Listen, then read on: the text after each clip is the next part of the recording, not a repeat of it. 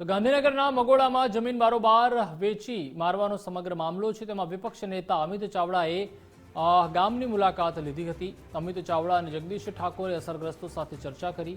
મિલકતો બારોબાર વેચવાની વધતી ઘટનાઓ થઈ રહી છે તેવો આરોપ કર્યા। ભૂમાફિયા અને ભાજપ નેતાઓની સાંઠગાંઠનો પણ આરોપ લગાવ્યો। જમીનો બારોબાર પચાવી પાડવામાં આવતી હોવાનો પણ આક્ષેપ કર્યો।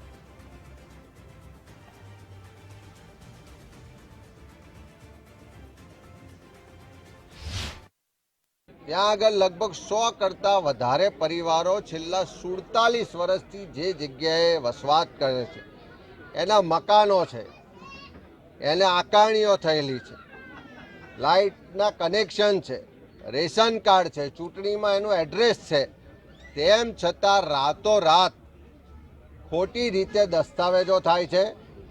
7/12ની નકલમાં જેના નામ છે એ પૂરેપૂરા લોકો ત્યાં દસ્તાવેજમાં સહી કરવા માટે હાજર નથી, તેમ છતાં દસ્તાવેજ થઈ જાય છે, મંજૂર થઈ જાય છે।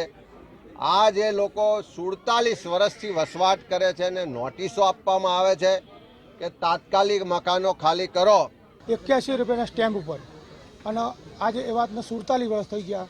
તો આજે ભાવના ઉછાળાના લીધે ગૃહમાફિયાઓએ આ જમીન બારોબાર જે એમના નાના ભાઈ હતા, એમના સકરચંદ મફતલાલ શાહ, એમના વારસોએ બારોબાર જગ્યા વેચી મારી। પણ આમાં એ કે અમે શું કરીએ?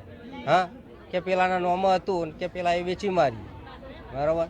એવું અજીતભાઈ શાહ કહે છે। 2-3 વખત જઈએ દસ્તાવેજ માટે, તો પહેલાં કે કરીશું, બરાબર? અમે બેઠા છીએ, તમારે કોણ હટાવે છે? પણ હવે શું છે કે પેલી એ થઈ ગયું એટલે અમે કે પેલા એ વેચી મારી, અમે હું શું કરું?